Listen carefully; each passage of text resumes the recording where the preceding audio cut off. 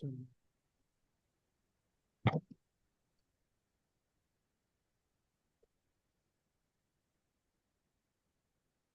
Madam recording అవ్వట్లేదు madam. Class start చేయండి.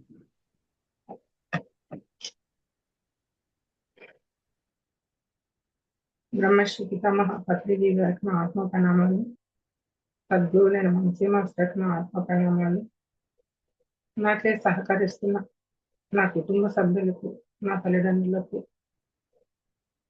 నా మాస్టర్స్కు నా ఆత్మ ప్రణామాలు. ఇంతటి అద్భుత అవకాశం ఇచ్చిన సద్గురు మూమెంట్కు మణిమాల మేడంకి నా కృతజ్ఞతలు మరియు ఆత్మ ప్రణామాలు తెలుపుకుంటున్నాను. ఈ మాధ్యమం ద్వారా వింటున్న మీ అందరికీ కూడా నా ఆత్మ ప్రణామాలు మరియు ధన్యవాదాలు తెలుపుకుంటున్నాను. థ్యాంక్ యూ అండి, థ్యాంక్ యూ.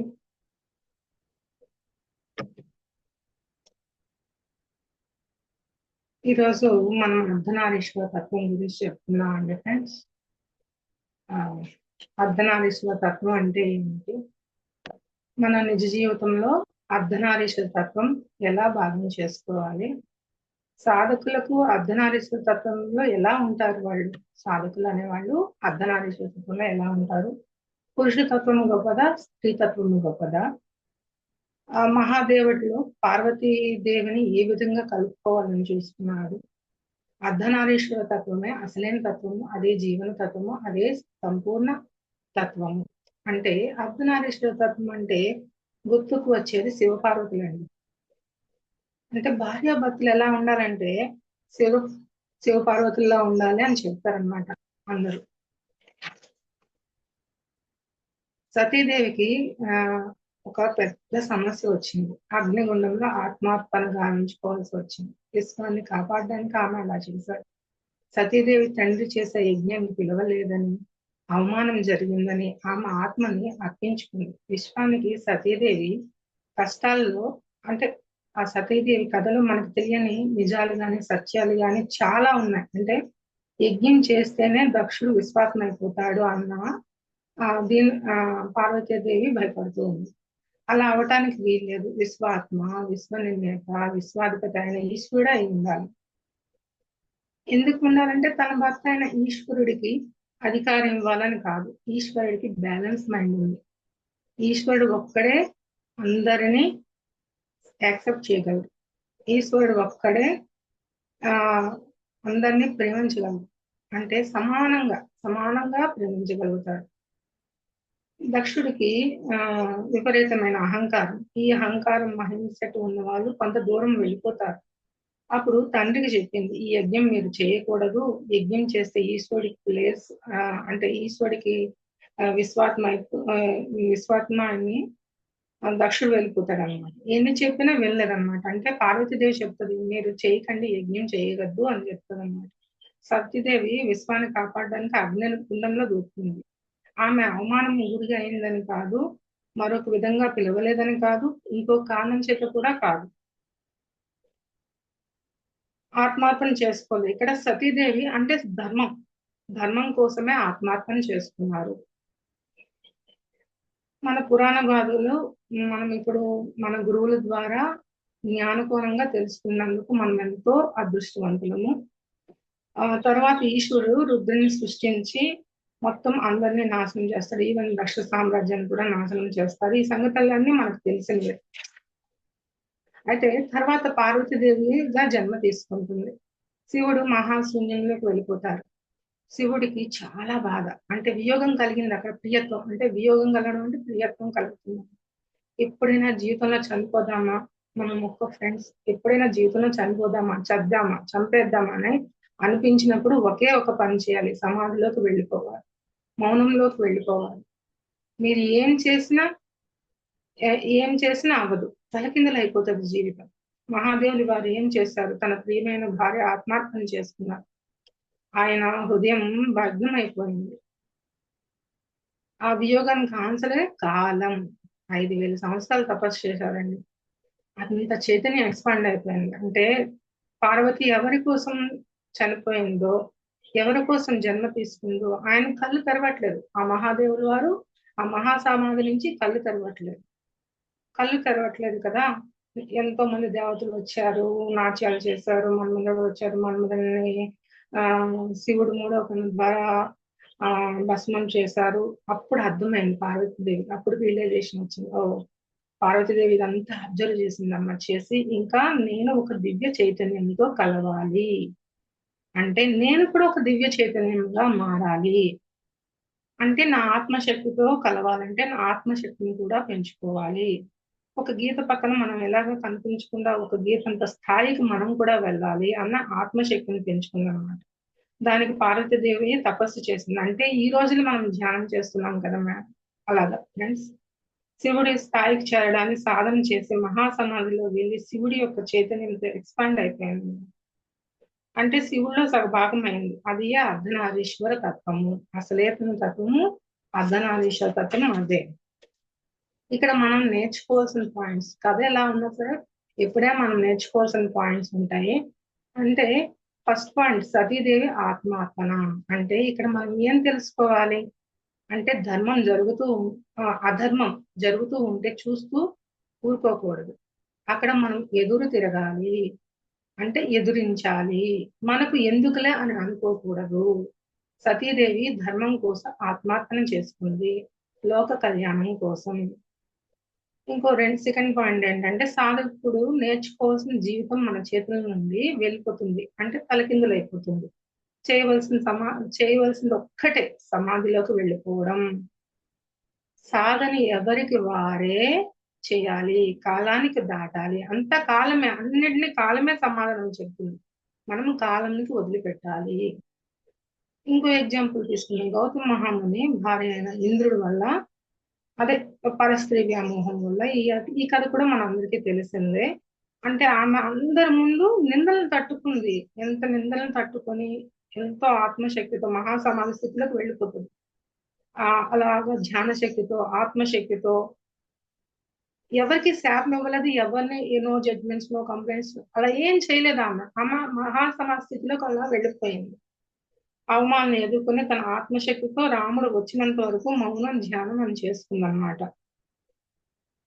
అట్లా చేసుకుని ఆమె రాముడు వచ్చినంత వరకు వెయిట్ చేసింది, అంటే ఆ కాలం వరకు వెయిట్ చేసింది. తర్వాత ఆమె మోక్షం పొంది. అట్లాగే మనము కాలం గురించి ఏదైనా వెయిట్ చేయాలి, ఫస్ట్ పాయింట్. థర్డ్ పాయింట్ ఏంటంటే పునర్జన్మ సిద్ధాంతం ఉంది. చూడండి, పార్వతీదేవి సతీదేవి, అంటే సతీదేవి తర్వాత పార్వతీదేవిగా జన్మ తీసుకుంది, పునర్జన్మ సిద్ధాంతం ఉంది. ఇంకొక ముఖ్యమైన పాయింట్ ఏంటంటే సతీదేవి పార్వతిగా పుట్టడం పునర్జన్మ సిద్ధాంతం అయినా సరే, మనం మరణ సమయంలో ఎటువంటి భావాలతో ఉంటామో మళ్ళీ అలాంటి భావాలతోనే పుడతాము, ఈ జన్మలో ఆహ్వానిస్తాం, అదే పార్వతీదేవి. ఫిఫ్త్ పాయింట్ ఏంటంటే అర్ధనారీశ్వరంతో ఉండే సాధకులతో ఎలాంటి రాజకీయాలు చేయకూడదు, దేవుళ్ళతో గాని గురువులతో గాని ఎలాంటి రాజకీయాలు చేయకూడదు.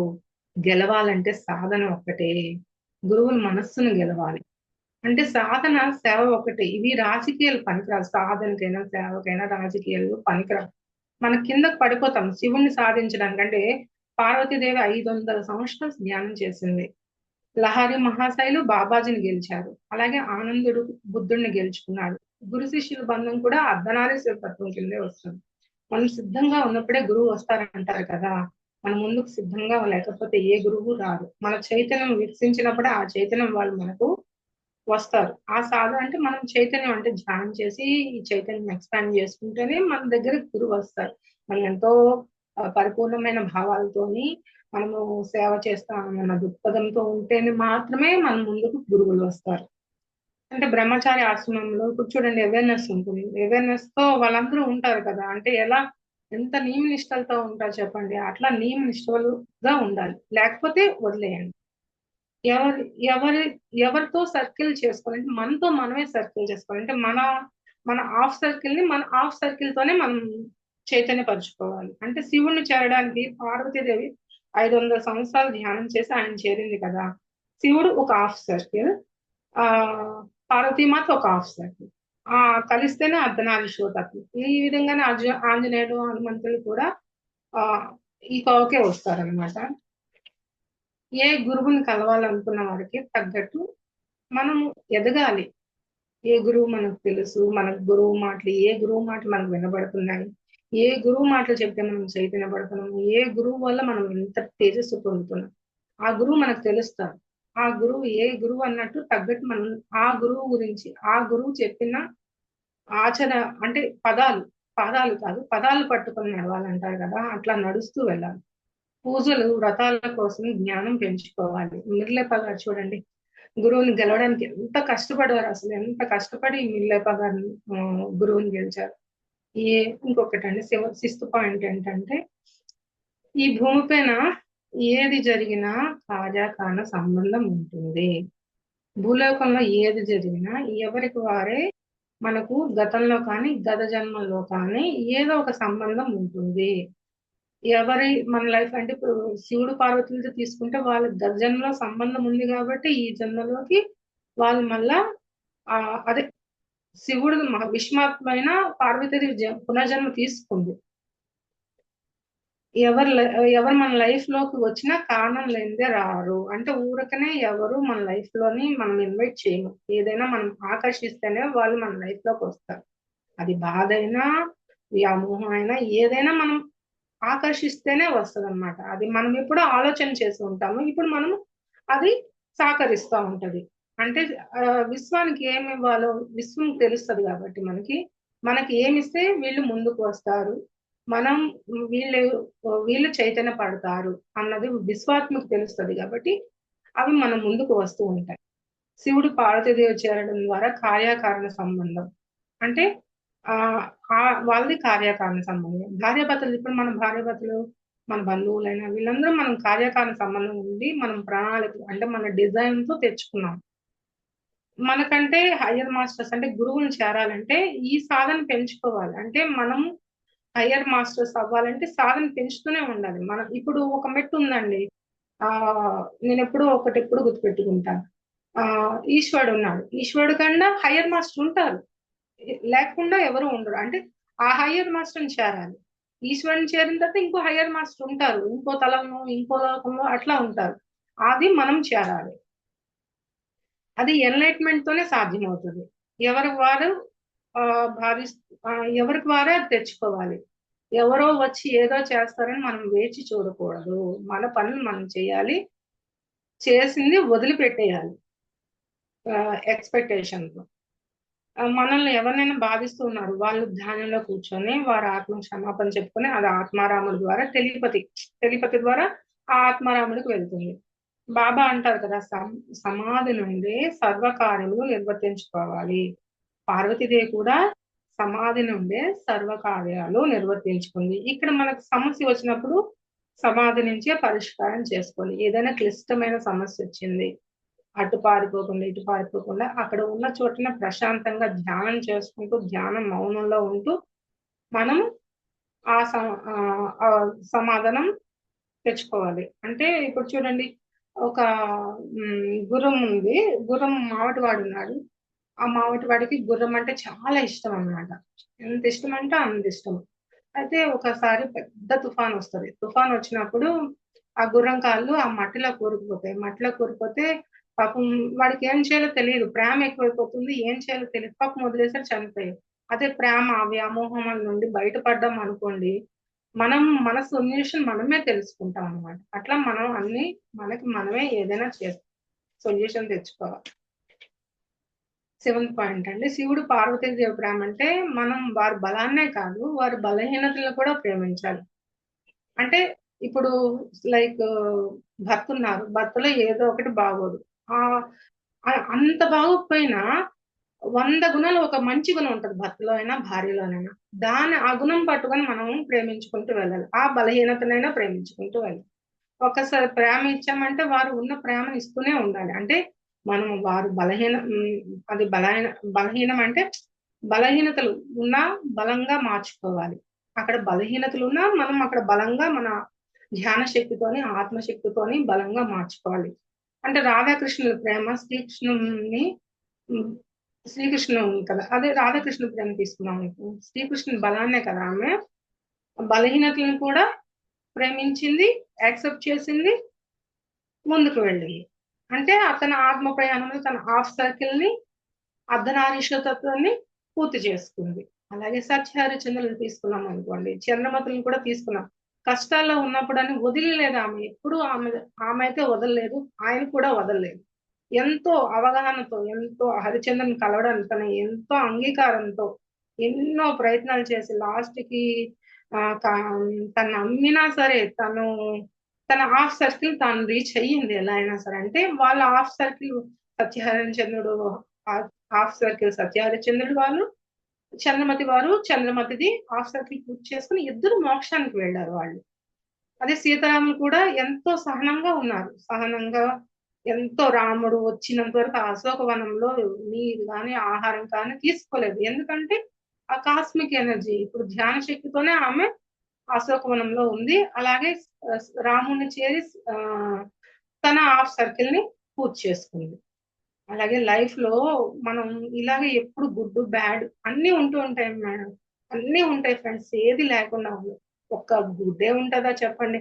గుడ్ గుడ్ గుడ్ వచ్చిన క్షణాలు ఉంటాయి, బ్యాడ్ వచ్చిన క్షణాలు ఉంటాయి.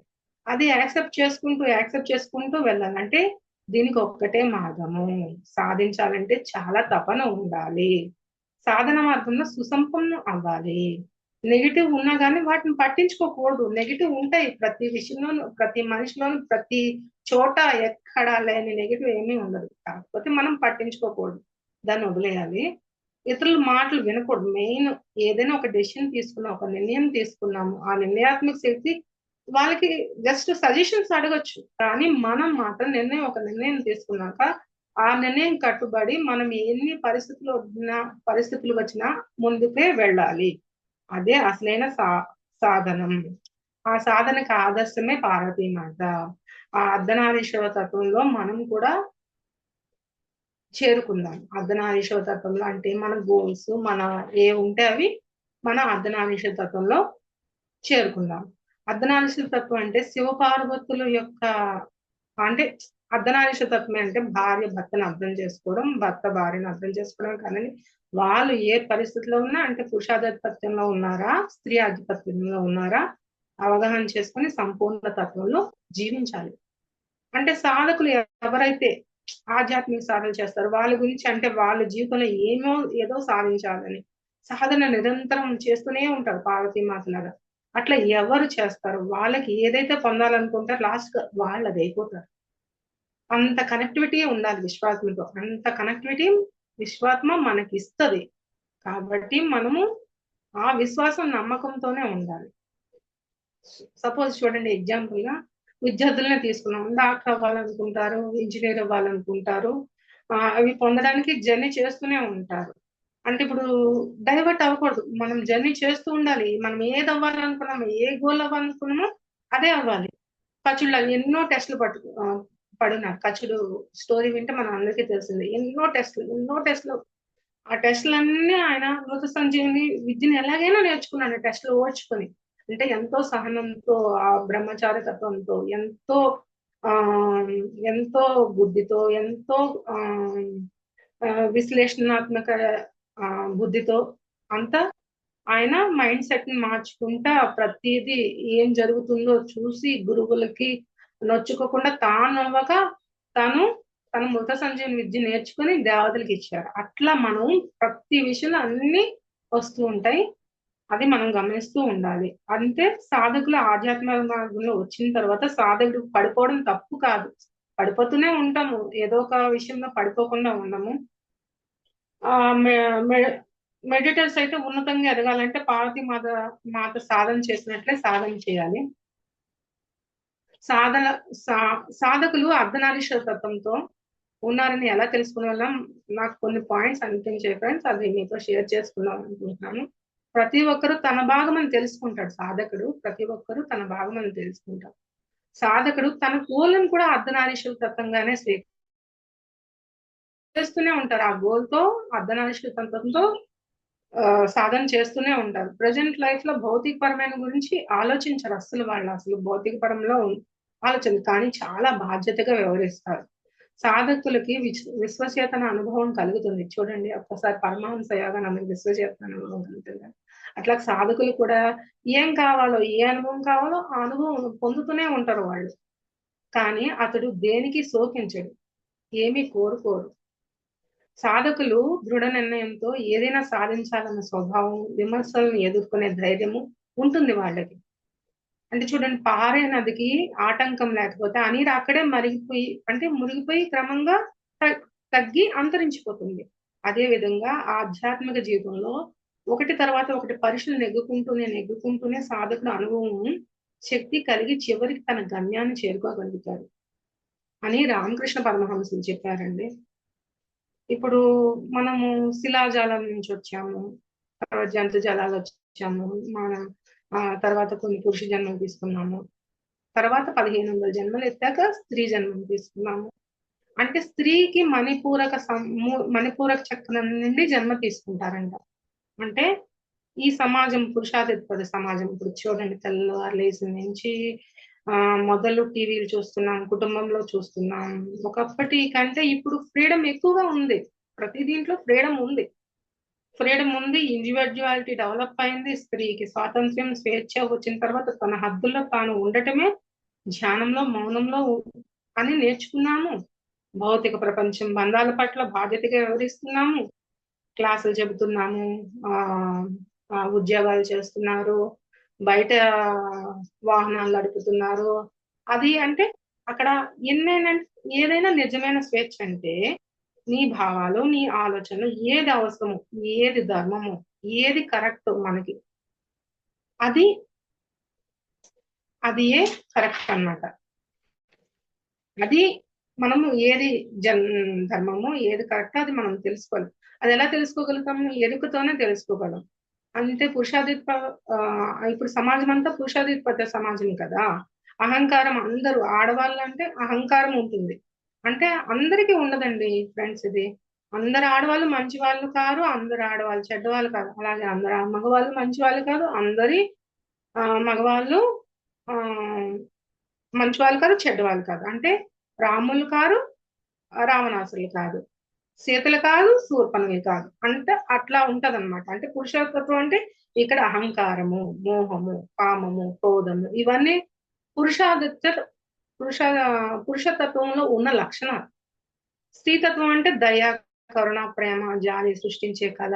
అవి మన లోపల అనేక జన్మలు పురుషునిగా, అనేక జన్మలుగా స్త్రీగా ఉన్నప్పుడే మాత్రమే వస్తాయి అన్నమాట. అంటే ఇక్కడ స్త్రీ పురుషుడు కాదండి, స్త్రీ తత్వం పురుషతత్వం గురించి చెప్పుకుంటున్నాము.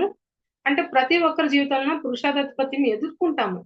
భార్య చేతి వల్ల, భర్త చేతి వల్ల, అత్త చేతి వల్ల, ఎవరి చేతి వల్ల బాధపడిన స్త్రీలు ఉన్నారు, బాధపడిన భర్తలు ఉన్నారు, బాధపడిన బంధువులు ఉన్నారు. అట్లా మీ జీవితంలో మిమ్మల్ని ఎవరు సాధిస్తారో వాళ్ళే పురుషాధిపత్యంలో ఉన్నారు. ఇదొక్కటి గుర్తు పెట్టుకోవాలి ఫ్రెండ్స్. మనల్ని ఎవరు శాసిస్తున్నారు, వాళ్ళు పురుషాధిపత్యంలో ఉన్నారు. అంటే మన జీవితంలో ఎవరు శాసిస్తున్నారు. మహిళలు గొప్ప, పురుషులు గొప్ప అని కాదు. వివాదాలు ఇలా ఎన్నో చూస్తున్నాం. ఇక్కడ పురుషులే గొప్ప, స్త్రీలే గొప్ప అన్న వివాదాలు కూడా ఎక్కువగా చూస్తూ ఉన్నాం. శూర్పణఖ ఆడదే కదండి, ఎందుకు పురుషాధిపత్యం ఉంది ఆమెకు? తాటకి ఆడదే కదా, ఎందుకు పురుషాధిపత్యం ఉంది ఆమెకి? అలాగే ఎంతో మంది ఇలాంటి వారు ఉన్నారు కదా. రామున్న అడవుల్లోకి పంపిన పినతల్లి కైకేయి ఎందుకు అలా చేసింది? అది మోహం కాదా? లేనిపోని మాటలు చెప్పి మందర వాళ్ళ పురుషాధిపత్యం, వాళ్ళ ఉన్న మోహము, ఆశ, భయం ఉండి ఉంటుందన్నమాట. పురుషాధిపత్యం ఉంటే ఆశ, మోహం, భయం ఇవన్నీ ఉంటాయి. స్త్రీతత్వం దీన్ని మనం స్త్రీతత్వంతో కంప్లీట్ చేయాలంటే ఈ పురుషాధిక్య లక్షణాలు ఏవైతే ఉన్నాయో, మోహం, ఆశ, భయం ఉన్నాయో, స్త్రీతత్వం దయా, కరుణ, జాల, పురంతో మనం కంప్లీట్ చేయాలి. ఇప్పుడు ఎగ్జాంపుల్ ఒక బ్యాటరీ తీసుకున్నామండి. ఒక నెగిటివ్ ఉంటుంది, ఒక పాజిటివ్ ఉంటుంది. ఉంటేనే కదా ఒక నెగిటివ్ తోని బ్యాటరీ రన్ అవ్వదు, ఒక పాజిటివ్ తో కూడా బ్యాటరీ రన్ అవ్వదు.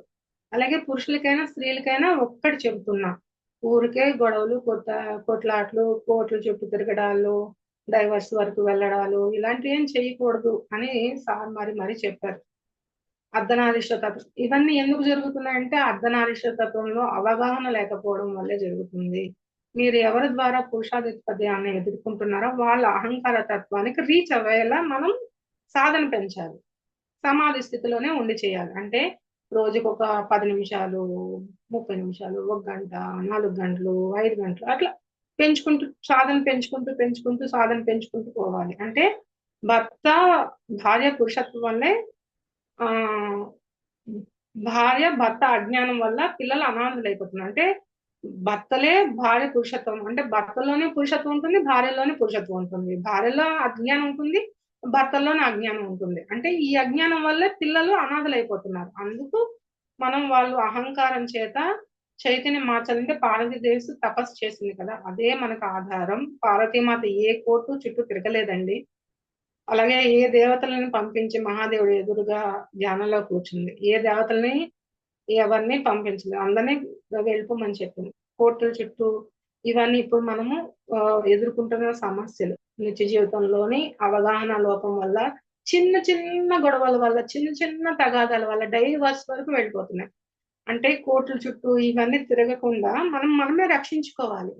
మనమే రక్షించుకోవాలి. ఎక్కడ ప్రాబ్లం వస్తుంది, ఏమొస్తుంది అన్నది మనమే రక్షించుకోవాలి. ఇప్పుడు ఎగ్జాంపుల్ ఒక ఆమె ఏం చేసిందంటే మౌనం, సార్ చెప్పారని మౌనం ధ్యానం చేసింది. భర్త తిట్టినా ఆ చాలా ఇబ్బందులు పడింది, చాలా ఇబ్బందులు ఫేస్ చేసింది. అయితే ఆ తర్వాత ఏంటి, ఆమె చాలా పురుషాధిక్యత ఉన్న సమాజంతో ఆ ఆమె సఫర్ అయింది. తర్వాత మౌనం ధ్యానం నేర్చుకుంది. భర్త తిట్టని ఇవి నా చెవులు వినవు. క్రమక్రమంగా మహాసముద్రంలోకి వెళ్ళిపోయింది.